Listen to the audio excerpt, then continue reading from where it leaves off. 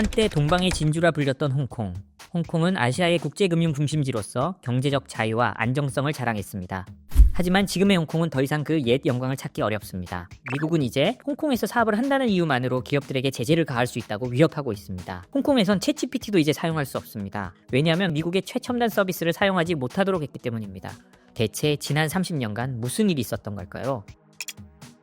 홍콩 몰락의 배경에는 중국과 러시아의 제재 회피 문제가 있습니다. 미국 국무부는 최근 발표에서 홍콩이 러시아의 우크라이나 침공 이후 제재를 회피하기 위한 중간 경유지로 활용되고 있다고 밝혔습니다. 국제적인 금융 허브인데다가 중국 안에 위치하는 홍콩은 러시아가 악용하기에 딱 좋은 조건을 갖추고 있었죠. 또한 홍콩은 펜타닐 제조를 위한 화학 및 제약 회사들의 허브로, 그리고 중국 반도체 제재와 관련된 수출 통제를 회피하는 주요 경로로 지목되고 있습니다. 이뿐만이 아닙니다.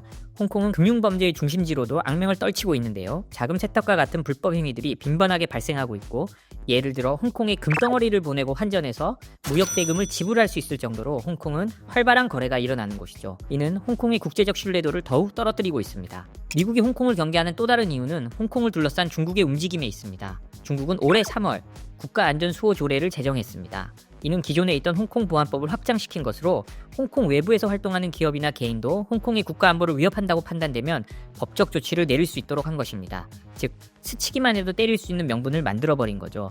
단순한 로비 활동, 시장 분석, 언론 분석과 같은 일상적인 비즈니스 활동도 국가안보 위협으로 간주될 수 있다고 합니다. 미국은 이 규정이 홍콩에서 비즈니스를 하는 기업들은 물론 미국이나 외국에 있는 기업들에게도 위험을 초래한다고 경고했습니다. 불신이 쌓이다 보니 미국의 대응도 달라질 수밖에 없었죠. 원래 미국은 홍콩 정책법을 통해 홍콩의 중국 본토와 구분된 특별한 주의를 부여했었습니다. 이를 통해 홍콩은 낮은 관세율, 느슨한 수출 통제, 비자 및 이민 우대 혜택 등 다양한 특혜를 누리며 국제 금융 중심지로 성장할 수 있었던 거죠. 그러나 2020년 트럼프 행정부는 홍콩의 특별지위를 박탈하고 제재와 수출 통제를 중국 본토와 동일한 수준으로 강화했습니다. 그리고 현재 미국은 홍콩에 남아있던 마지막 특권마저 제거하려고 하고 있습니다. 홍콩이 뉴욕에 설치한 경제무역 대표부를 폐쇄하는 법률 논의가 시작된 것입니다. 홍콩을 중국과 구분하지 않겠다는 명확한 메시지를 전달하고 있는 거죠. 최근 발표된 미국 상무부의 정보통신기술 및 서비스 거래 규제에서도 중국 괄호 열고 홍콩 포함이라는 표현을 사용하며 홍콩을 중국 본토와 동일한 규제 대상으로 다루고 있음을 명확히 했습니다. 미국 하원에서도 홍콩에서 러시아로 수출된 품목 40%가 군용으로 전용될 수 있는 이중용도 물자 등 민감 품목이라고 발표했습니다. 한마디로 홍콩으로 들어가면 러시아 등으로 물건이 빠져나갈 수 있으니 주의하라고 기업들에 경고한 거죠.